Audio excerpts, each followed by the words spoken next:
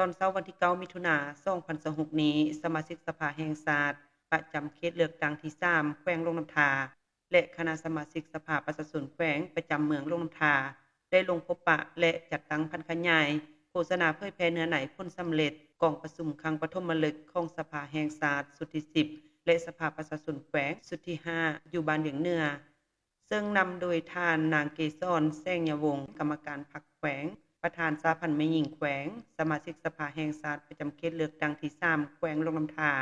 ท่านบุญคงพิมพ์ซ่อนกรรมการพรรคแขวงเลขาคณะบริหารงานพรรคเมืองหัวหน้าคณะสมาชิกสภาประชาชนแขวงประจำเขตเลือกตั้งเมืองลงน้ำทาพร้อมด้วยบรรดาท่านสมาชิกสภาประชาชนแขวงประจำเขตเลือกตั้งเมืองลงน้ำทา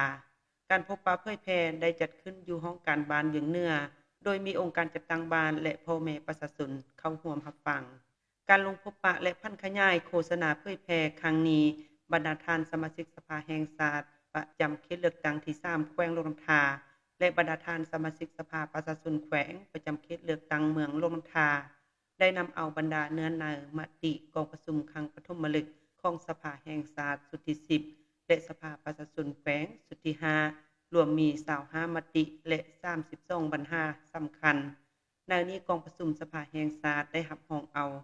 13มติและ19บรรหาสำคัญของชาติและกองประชุมสภาประชาชนแขวงได้รับรองเอา12มติและ13บรรหาสำคัญของแขวงมาเผยแพร่โดยย่อให้ผู้มีสิทธิ์เลือกตั้งรับรู้เข้าใจต่อแนวทางนโยบายของภาครัฐทั้งเป็นการปฏิบัติภาระบทบาทสิทธิและหน้าที่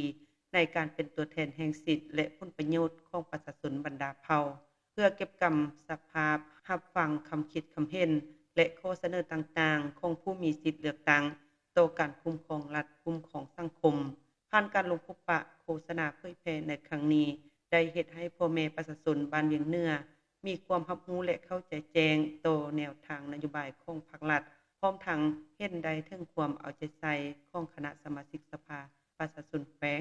ในการเป็นตัวแทนแห่งสิทธิและผลประโยชน์ของประชาชนบรรดาเผ่าอย่างแท้จริงพร้อมเดียวกันนั้นคณะยังได้รับฟังการเสนอความคิดความเห็นและความมุ่งมา่ปรารถนาของพ่อแม่ประชาชนเพื่อนำไปค้นคว้าพิจารณาและยุกยูการแก้ไขปัญหาต่างๆตามภาระบทบาทในขั้นต่อไป